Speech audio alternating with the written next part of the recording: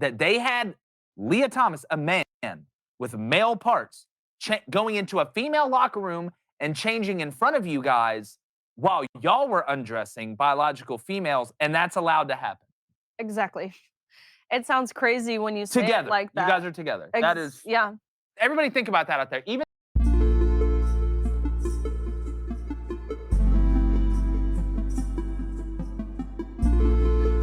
Yo, this is your favorite celestial being in the flesh, but you can call me Earth Wind. This is Be Greater Podcast, where I get the unmitigated rain and give my uneducated opinion. I'm just the only one real enough to tell you all advice ain't good advice. So disclaimer, right?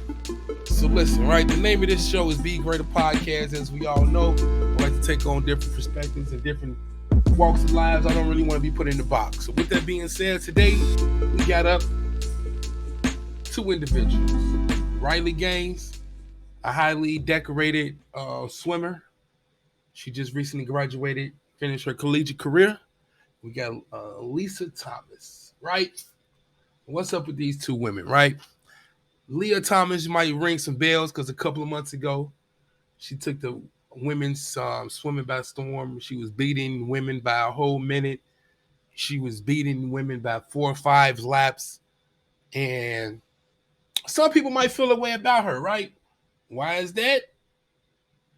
Maybe because her previous 3 years, she competed on the male's team, or he competed on the male's team. In his senior year, he transitioned over to the women, right? So we got the perspective of a competitor going against Lia Thompson in the environment and the pressure and what she had to face and had to endure when making concessions to be more inclusive. Right? So let me stop talking. Let's let Riley Gaines do some talking, and we get back to drop my 2 cents. The pool. Let me make sure I clarify that. But Riley, can you explain like your competition with him and kind of how this is going about? Yes. So last year was my senior year. And about November of 2021, which is about the middle of our season, I had made it my goal to win a national title. And middle through of our season, I was ranked 3rd in the nation behind one amazing female athlete who I was very familiar with because, like most sports, your top tier athletes tend to know each other. Yep. But ranking 1st was a person I had never heard of before. And of course, this name was Lia Thomas. But at the time, just looking at this on paper, it didn't really make much sense to me because this person was a senior and I'd never heard of them and came out of nowhere and was leading the nation by multiple seconds in multiple events ranging from the 100 free, which is a sprint, all the way to a mile, which is a distance event. And so typically, I mean, think of running, your fastest 200-meter runner is not going to be your fastest 5K runner. Yeah. And so there were so many red flags, but it never once occurred to me that this could be a man just because that was so far out of reach. Yeah. It's called common sense. Yeah, right? I know. And so a couple days after these nation-leading times were posted, an article was posted disclosing that Lia Thomas did, in fact, formerly swim on the men's team for 3 years. And so I'm reading this, and I'm like, wait, so this is a guy? And when I read this, I was shocked, of course, but I truthfully felt relieved because when you look up Will Thomas at this point, you can see that they were ranked 462nd at best. Yeah, couldn't cut it in the men's division. And so seeing that on 462nd verse surely the NCAA wouldn't let this beating women by a whole minute. But of course, that's not what we saw. And so that first day at our NCAA championships, we all sat on the sidelines as Lia Thomas became the fastest female in the country, winning a national title in the 500 freestyle, beating out, Olympians, American record holders, the fastest females of all time. Look at his shoulders and that compared next day to the was girls. when Lia and I raced each other, and we swam the 200 freestyle, and crazily enough, we tied. So when we went the exact same time down to the 100th of a second, which is pretty rare. Yeah. And so upon tying, I go behind the awards podium where they give you these like dinky little trophies and they parade you out. But the NCAA official looks at me and says, "Great job, y'all tied. The trophy goes to Lia. What? We'll eventually mail you yours." And so I kind of look at him and I quickly question him and I'm like, okay, I understand there's one trophy, don't account for ties, but what's your thought process on giving it to Lia? Why are you so adamant? And he said, well, for photo purposes, Lia has to have it. Wow. Yeah. And so You gotta give obviously it I to the knew what we man. were dealing with was wrong. What was happening Woman. was, I mean, It's a wild.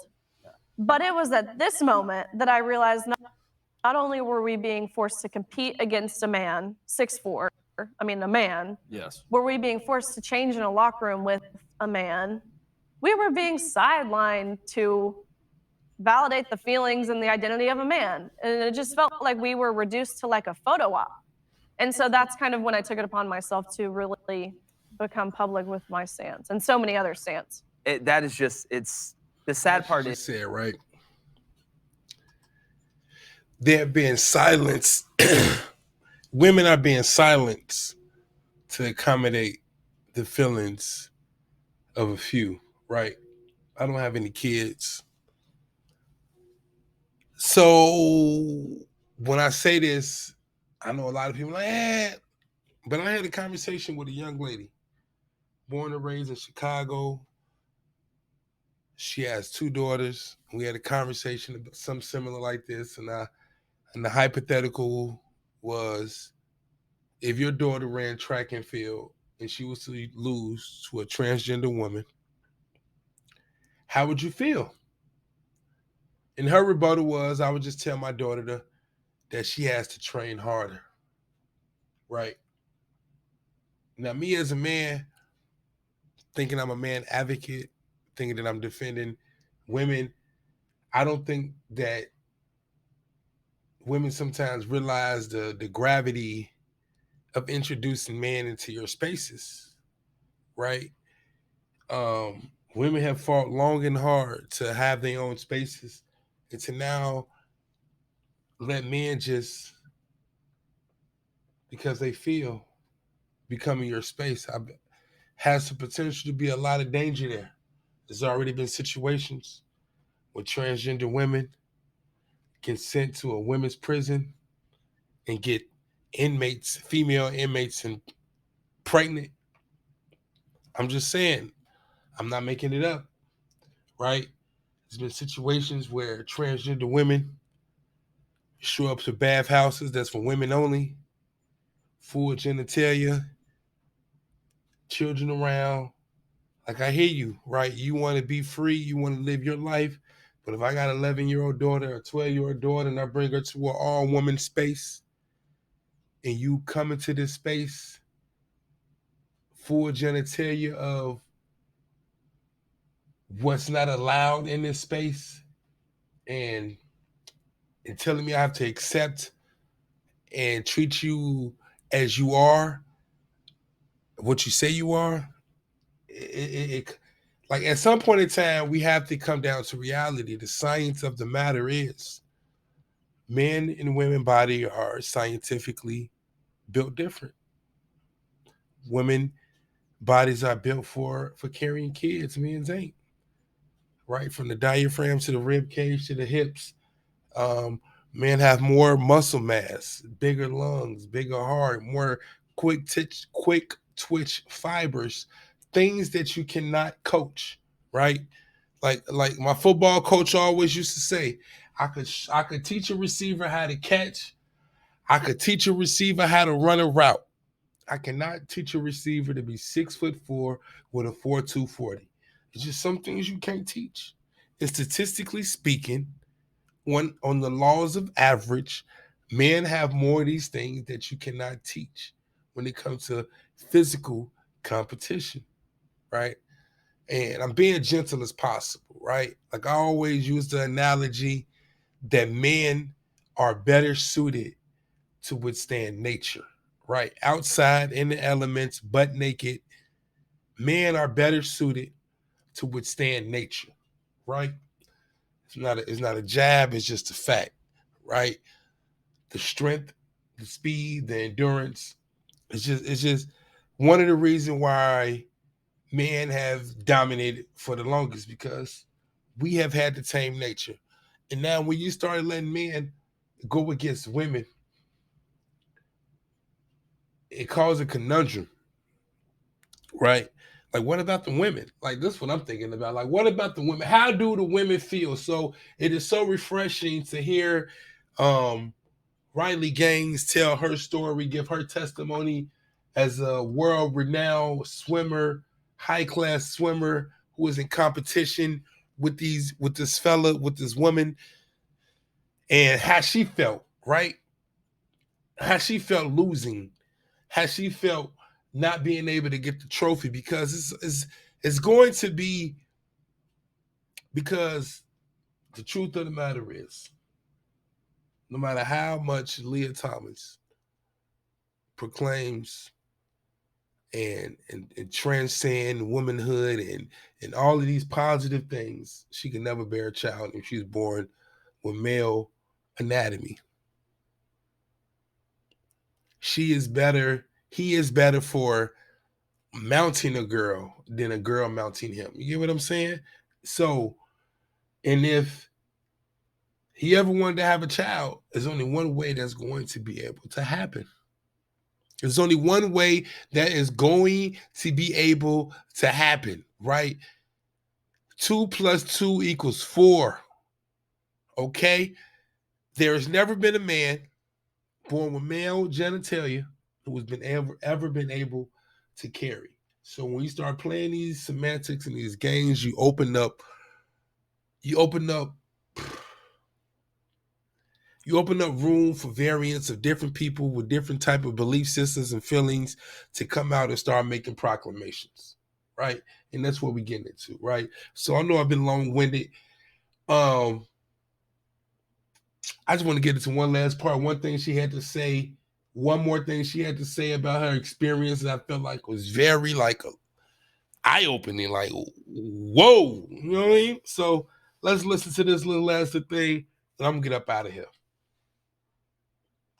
In swimming, just like running, I mean, it's physiological, it's biology, it's just the way it works. But the part that is the craziest to me, outside of not just being able to understand that men and women should not compete against each other in sports. This isn't Jeopardy, this isn't Family Feud, this isn't Monopoly, this is sports. But the part that blows my mind is, you mean to tell me that they had Lia Thomas, a man with male parts, going into a female locker room and changing in front of you guys while y'all were undressing biological females, and that's allowed to happen?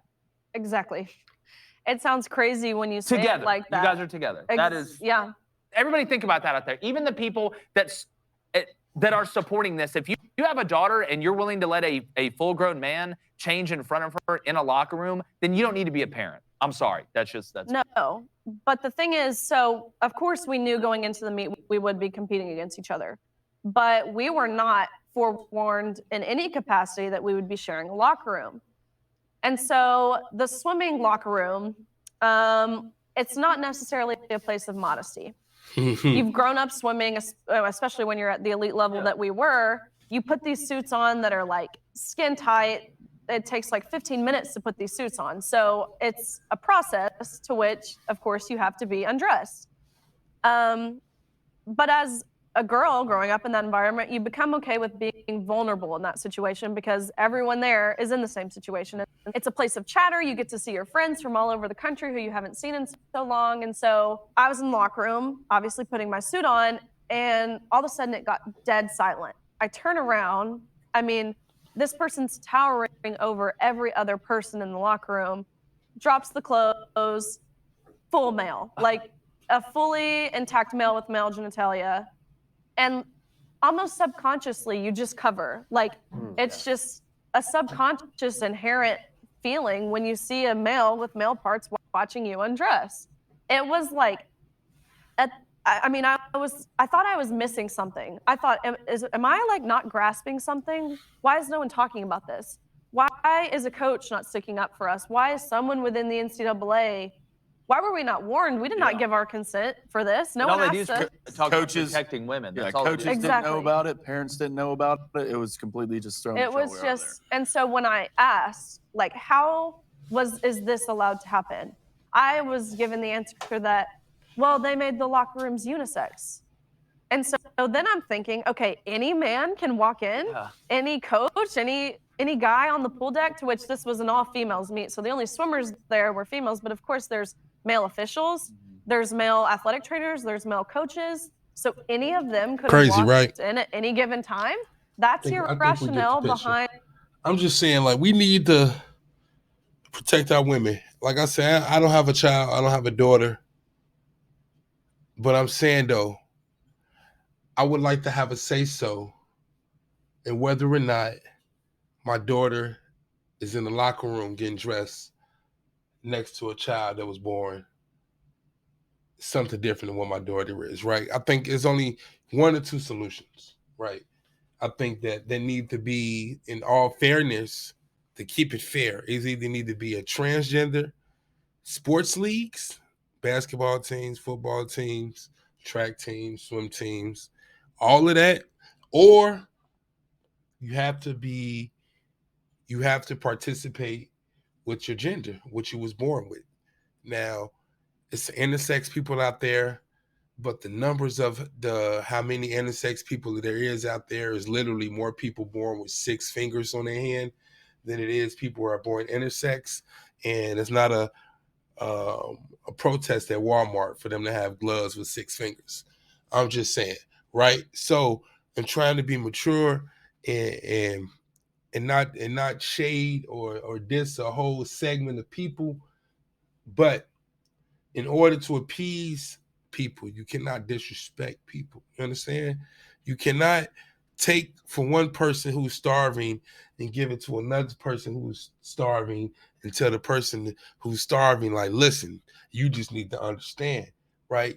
You cannot, has to be a balance. It has to be an implement. And as a woman, I couldn't imagine, look at this. She's about what, 5'10", 8-ish, 6-ish. You got Lia Thomas, 6'4", who's not competed against men for the last 3 years, well, really their whole life. And now you get to go against women and dominate. I'm just saying, that's just a lot of questions about the direction of where we headed at. And in a lot of different segments, right? And it's funny how you hear stories about transgender women going to female prisons. You never hear stories about transgender men going to men prison. As a matter of fact, I'm willing to wager that most transgender men, they go break their neck to try to get included with the women. Because at the end of the day, you know, right? You know what time it is. I just think that we had a slippery slope, and feelings and presence and all of that it matters, right? But we got to keep it in the realm of reality and spectrum and fairness. It is not fair for women to compete against men in physical activities, right? I know it's a couple of super women out there who feel like women is just, I'm just saying, you ask the average woman if she had to be locked in a room with the average male and say, you got to fight to the death to get out, I'm willing to wager the average woman will humbly believe that she will fail at that task of getting up out that room. I'm just saying, right? So let's be realistic, and to appease a few, we shouldn't piss off a lot, right? And especially in a topic that's, we need to have a conversation about, right? The science of it, like, because what they be trying to tell us, if LeBron James, all 6'8", 260 pounds of training like a man, built man, manly, man, right? All 100% man. If he was to take hormone therapy for the next year, he could compete against women. I'm just saying, that's just like saying, like, listen, you can keep the Lamborghini engine, just put it inside a go-kart body. But all the other go-karts use regular engines. I'm just trying not to offend anybody here, but I just feel like it's a conversation that needs to be had. But hey, what do I know? This is me, uneducated opinions, your favorite celestial being in the flesh. You can call me Earth Wind. This is Be Greater Podcast. Y'all already know the vibes. Until next time. Be great at that. What's up? What's up? What's up? I just want to say thank y'all for tuning in to Be Greater Podcast. It's your boy Earthwind. I just want to say please hit the subscribe button and salute to everybody that's rocking